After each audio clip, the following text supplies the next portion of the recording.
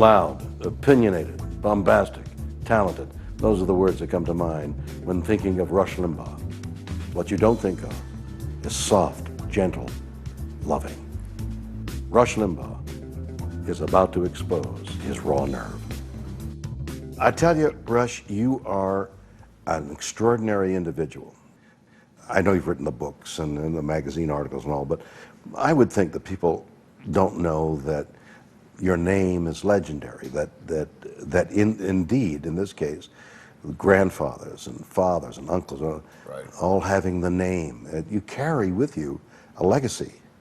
Was that told to you Yeah. when you were a kid? Grandfather was the mythological perfect patriarch. Never smoked, never drank, lawyer. And it was true in his case. Never smoked, never drank. Integrity was never challenged. His dignity was intact at all times. He was born in 1893. He was the first to get out of Bullinger County, Missouri, which is where they had the farm. And he got at 4 o'clock in the morning, milked the cows, did all that, whatever chores there were, went to school, came home, did other farm chores, then finally got away, went to school, went to college in Cape Girardeau, Missouri. There's a tiny little university there. Then from there, the University of Missouri Law School. Where does a man like that get his dignity? Where does, if he has nothing to look on except a dignified cow? His idol was Abraham Lincoln. He became a Lincoln scholar. Lincoln was his hero. And he was born, I mean, Abraham Lincoln died in 1865. My grandfather was born closer to the generation of Lincoln and succeeding generation from that than he was to the generation that his kids grew up in. I mean, he had a life that spanned, I mean, there was no electricity. He and his wife, my grandmother, they wrote love letters to each other all the time. He published a book full of them. No. Yeah, they took buggy rides on Sunday afternoon. We watched the NFL. We've got computers. We got things to do that keep us away from people. All they had was coming together with each other. Right. They had a profoundly deep, loving relationship through all their lives. Wow. But it was just, who can tell why somebody goes through life with their dignity constantly intact and who doesn't? It's an ongoing effort. Some people care about it. Well, but let's examine that. I mean, 'cause that's part of what you are or aren't. Are you dignified? Well, I try, but I'm not as obsessed. I mean, he wore a coat and tie all the time. He was very much obsessed with his presentation to people. His head was always up. He never uttered a profanity. I mean, I can't say any of those things, but we all are who we are. Now, in terms of honor and honesty and trying to do the right thing, I mean, it was an incomparable influence that we had there, and we all tried to emulate it in our family. So here is your grandfather looking to you to follow the family line. Well, not just me. He's got tons of grandkids. And he's got tons. Tons of them. And he's saying to every one of them, education, education. Education, education, education. Because you can't take the education away. In the people who lived in those poverty-stricken times, the one valuable thing you carried with you was your brain. He always thought, my grandfather, my whole family thought I was destined for failure because I started as a DJ, and they didn't see the possibilities of the future in playing Donny DJ Osmond. meant dumb jerk to them. Yeah, but no, they were insistent that I go to college. They all came out of the Great Depression. If you didn't have an education, you get a job. And I'm rebellious. And so, well, look at that. You can tell me about the Depression all you want. I can try to understand it, but I've not lived through it. I know what I wanted to do. I've known since I was 8. I said, Pop, I love this. I know I'm great at it. I'm going to get even better. Did you try and validate your action to him like Yeah. doing? But he was not disapproving. Right, To his grandkids. He was not disapproving to his grandkids. The way he raised his own kids, he was tough on them. Tough on my dad, tough on my uncles. But with the grandkids, he was typical grandfather, and we couldn't wrap him around our finger and get things out of him, but he was always supportive. So now are you torn, or and there's no question that Pop is fine, but you're going that way? No, I was I was not torn. I was, perhaps if there was a black sheep in our family, it was me, because I've never been a conformist. Rebellion. No, I was hugely rebellious. I'm telling you earlier, I'm not a conformist. I hated school because it's what everybody else had to do. I hated being locked up from the second grade on in a room. Do you remember when this nonconformist happened to you? 8 years old is when I knew I wanted to go into radio, because I'm sitting there getting ready for breakfast, go to school I don't want to go to. My mother's fixing breakfast, she's got the radio on, the guy on the radio's having fun. And I know 9 or 10 o'clock he's finished. And he's not going to some room having to learn to paste. All that, my childhood was spent in duress and in silent protest. And every year I wanted to be older. When I was 10, I wanted to be 20. When I was 20, I wanted to be 25, 30. Because I knew it was going to get better. I was going to have more freedom. I was going to have more opportunity. I was going to be treated different because I was an adult. And damn it, it's been true. Every year of my life has been better. Why can't this argument be presented in a muted, logical fashion? It's my job, it's my life, it's my career, it's my passion. I've studied this stuff. I want the best country we can have, and this is not the way to get it. We're going backwards. There's no way. I just can't swing a vacation. Someone needs to lighten up.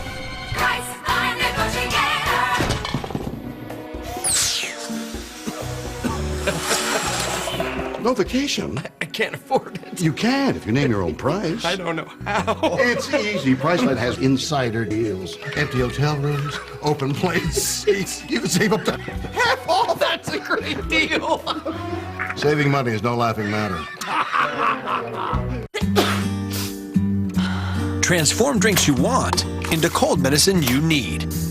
Introducing Fast Crystal Packs, a new way from Alka-Seltzer Plus to get cold and flu relief in a taste-free, fizz-free powder. Alka-Seltzer Plus. Introducing Aquafresh Isoactive Whitening, a breakthrough gel that transforms into an active foam. It not only protects between teeth, it removes 3 times more bacteria. New Aquafresh Isoactive Whitening. Amazing. Can I help you? Nope. My trusty shopping app can show me where to go to find the brands I want. Well, Sears has the top 6 brands, including Kenmore, all in one place, and an expert to help you find the right one. But I only go where the push pins are. No problem. Hey, Bob? Push pins. The top 6 brands, including Kenmore and the experts who know them. Save 20% on all Dyson floor care, plus save on all other brands. That's life well spent. Sears. Transform drinks you want into cold medicine you need. Introducing Fast Crystal Packs, a new way from Alka-Seltzer Plus to get cold and flu relief in a taste-free, fizz-free powder. Alka-Seltzer Plus. The solution for younger-looking skin? L'Oreal's new Collagen Moisture Filler. A daily moisturizer with the power of natural collagen to smooth skin and help fill wrinkles. You'll see smoother, younger-looking skin starting today. New Collagen Moisture Filler. To remind you that the greatest luxuries in life are also the simplest. Which is why a Duncan Hines brownie is never just a brownie. Duncan Hines, so moist, so delicious, and so much more. Mom's best laundry secret, baking soda for extra cleaning and freshening. Today, that secret teams with OxiClean, the stain-fighting superpower. Arm & Hammer Plus OxiClean detergent. It has 2 times more whitening power. It's the only one with baking soda's muscle plus supercharged OxiClean stain fighters. Talk about a 1-2 punch. It digs in, around, and under stains, blasting out what lesser detergents can't handle. Can yours do this? Love it or your money back. Try Arm & Hammer Plus OxiClean.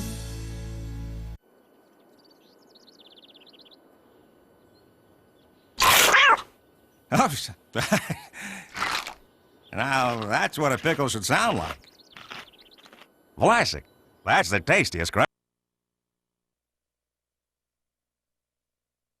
And he would come home and he would act out a part in the movie, and his mother thought it was hilarious. There were 40 salesmen, and he was the worst. So one day he said his boss calls him in and says to him, "John, you're out of here, you're fired. I never should have hired a damn actor in the first place." And John said, "My God, it's the first time somebody recognized me as an actor."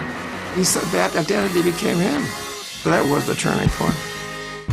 I get awoken around midnight, I hear gunshots. I take several rounds up the arm, shoulder, then finally a blast in the face. About that time, I hear footsteps going up the stairs. And I said, oh no, the children.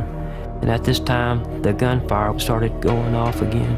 And I'm panicking, and I'm bleeding, and I can't see. At that point, I knew if I die right here, nobody's gonna know who did this. What is a conservative? What does that mean? Well, a conservative believes in the principles of the founding of the country: individual liberty, individual responsibility, life, liberty, pursuit of happiness. I believe that. We believe that people, if left alone, will be free to pursue their excellence to the degree they wish. There is a point where, you can't drive on the left side of the road. You need some regulation. Not saying that we're not, conservatives are not opposed to regulation, but regulation has to be based on the fact that the individual is best left alone to take care of himself in the pursuit of daily aspects of life, education, job, or whatever. We don't make the assumption, we look at some people because of their race, sex, creed, or what. We don't say, that person can't do it, that person needs us, that person needs a government program, that person needs somebody helping them, because that's not really what those people are after. They're after power and control over those people's lives, making them as dependent as possible. The reason why this matters to me is I want a great country. A country is made up of great people, pursuing excellence, doing the best they can. It is the people who make the country work, not government programs and not people doing things. So far, you haven't said anything that alienates anybody, as far as I'm concerned. I mean, everybody wants the principles you're espousing. No, they don't. Well, but they do. No, they don't. No, they don't. If, for example, the current administration wanted what I was saying, they wouldn't be proposing anything they're proposing. They're proposing programs to make people. Name a program. You want to take the health program? Healthcare reform program is based totally on regulating as many aspects of life as possible. Here's my premise, and you agree with it or not, that if you have money, you're going to get health care. If you don't have money, it's more difficult. If you have money, you're going to get a house on the beach. If you don't have money, you're going to live in a bungalow somewhere. Right. That's right. But we're talking about health care. What's the difference? The difference is we're talking about health care, no, not a house in a bungalow. You're assuming that there's some morally superior aspect to health care than there is to a house. I'm not moral at all. I want to keep the subject for the moment on the health care thing. All right. All right. So now it's the health care. I'm talking about health care. Okay. So talking about health care.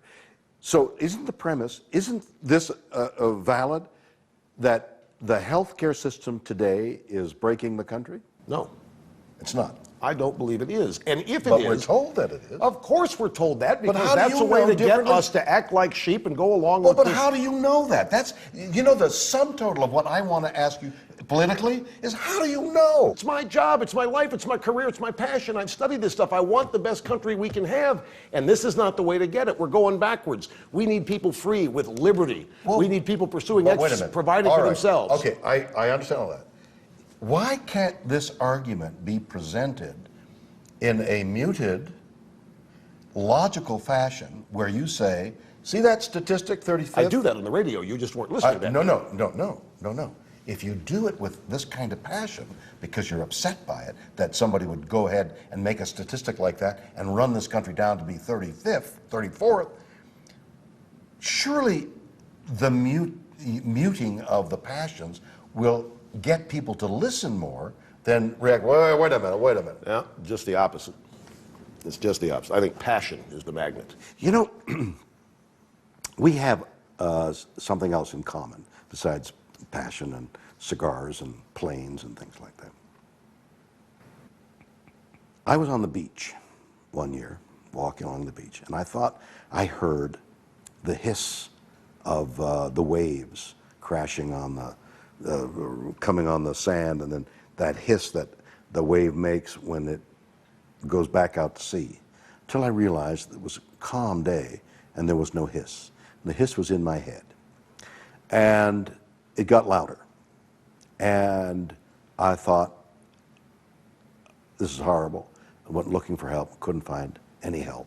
And I became close to suicidal. I had tinnitus.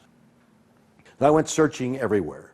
Went to the House Institute, the old man, Dr. House. John House. John. And we sat and cried. Tears were in our eyes because he had tinnitus too, and I had tinnitus, and we were talking about never hearing a quiet night again. And then I thought about you.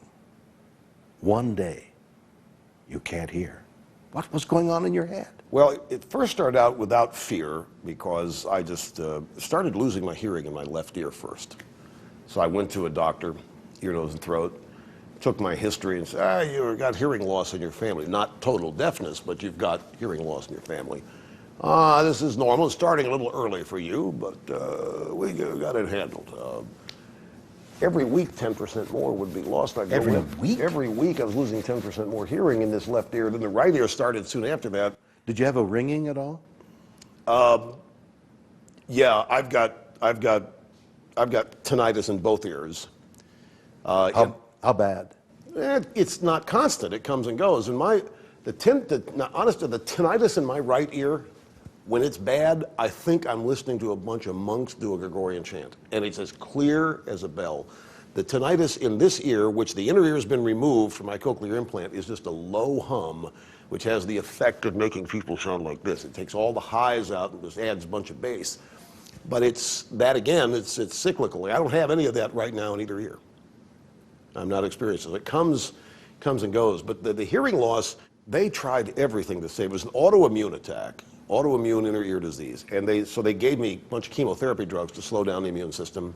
And I was getting scared because this is my career and it's the end of it. And I had never heard of a cochlear implant. And they told me about an implant, how it works, and they were very supportive. Your career will be saved. We'll at least be able to get you where you can talk to somebody. You'll never recognize music that you haven't heard before. And you're going to have difficulty hearing in multi-voice, loud environments. But we can at least, you're going to be able to be in contact with your environment. You're going to hear the waves on the ocean. It's going to sound like static to you on a radio, but you're going to hear it. The worst part was I had to wait for a month after I totally became deaf for the surgery because I had an infection, a viral infection. They couldn't do the surgery while that happened. So I did my radio show with a court reporter doing stenography on the phone callers for a month, just trying to manage my voice by the memory of the way it felt. I was going to say, could you hear yourself? No, could not hear myself. Could Wait only a feel. minute. Could only feel. You could only feel this vibrating, and you couldn't hear yourself. No, 100% totally deaf. And everybody, it was noticeable. I was doing my best to speak normally, but they assured me, you cannot. Were you terrified in the moment you realized you were going to go deaf? I didn't think so, but the doctor's house told me I was scared to death. They told me. But at the time, one of my character traits is that, as I perceive myself, is I'm a profound literalist. What is. And feeling bad about it and getting scared wasn't going to change it. I'm sure I went through shock, and I'm sure I went through fear for, oh gosh, until I learned about the implant. Once I learned about the implant, I was strangely confident. I mean, I looked at it as a challenge. I got addicted to prescription medicine, pain pills. Why couldn't love or personal strength overcome addiction? It's a brain chemistry thing, and once it happens to you, your whole life becomes, how do I not run out of this? On an all-new Shatner's Raw Nerve, Philbin talks critics. Every one of those tough old critics said to me, who are you? What is your talent? You're replacing Steve Allen. Plays the piano, writes songs, writes books, very fun. What's your talent? I didn't know what to tell them. It scarred me for life. Shatner's Raw Nerve, another all-new episode coming up next.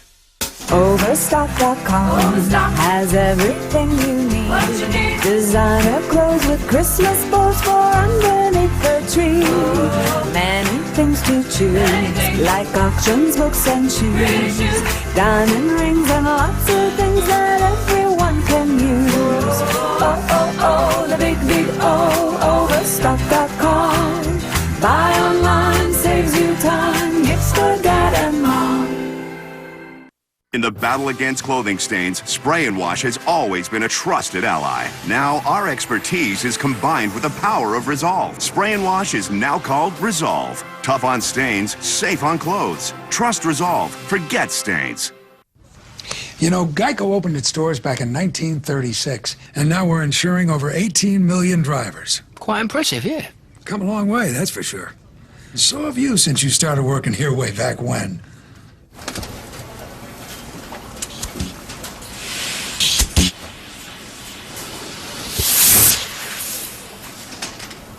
I still have nightmares. Geico. 15 minutes could save you 15% or more on car insurance. Incredible, isn't it? How you can cook a delicious meal without having to cook at all. But then, that's the magic of steam fresh meals. These chef-inspired meals go straight from the package to the plate in just 10 easy minutes. Take the cooking out of cooking with a variety of delicious steam fresh meals from Bird's Eye.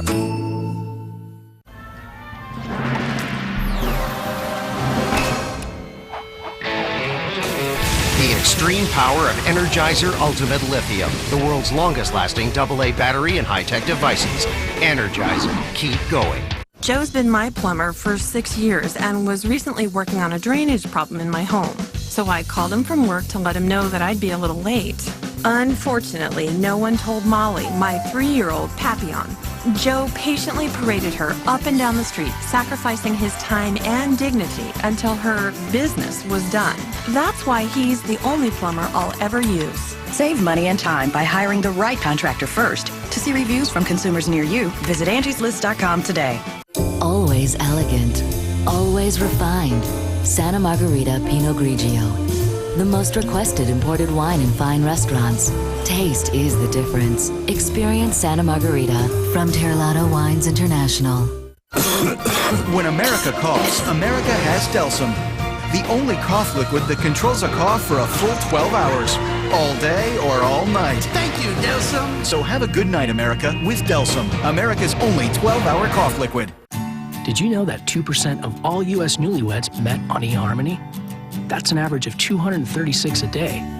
So we video chatted with some online. Never in a million years did I think that I'd need a girlfriend, let alone my wife. I honestly didn't believe there was somebody like Lori still out there and not taken. There's not one thing that isn't 1,000 times better in my life now with her in it. Let us help you find the love of your life. Try eHarmony.com today and review your matches absolutely free. Bio's Inside Story, the greatest Hollywood stories that aren't on film. Caddyshack was like a daycare center with no babysitters. Putting a pitchfork in Bill Murray's hands is dangerous under any circumstances. I remember just thinking, just stay still. Literally, I was just responding the way I would to a crazy person. It's like having a party every day with all these great talented people and someone else paying for it. Caddyshack, Inside Story, Wednesday at 9 on Bio.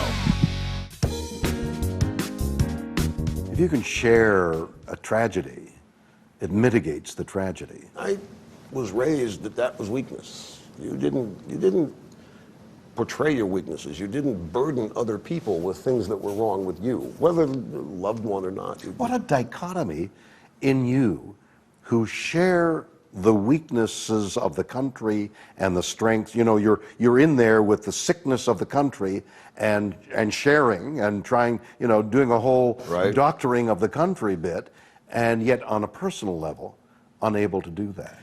That was then, this is now. When I got addicted to prescription medicine, pain pills. I have a relative who did that. Turns out to have been one of the things in my life I'm most thankful for. What do you mean? Because overcoming it and learning partly why it happened has made me a better person. I no longer keep everything inside. I no longer, if another tragedy came along,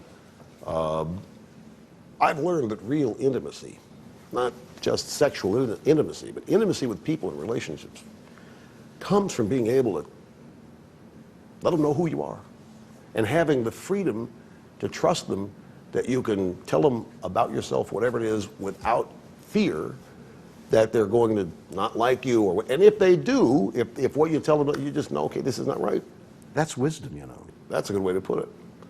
I wish I'd been told this, learned this, to be this way back in my 20s. I've never been addicted, but I have associated with a loved one who was addicted. And I tried to understand what it was. Why couldn't love or personal strength overcome addiction? It's a brain chemistry thing, and once it happens to you, your whole life becomes, how do I not run out of this?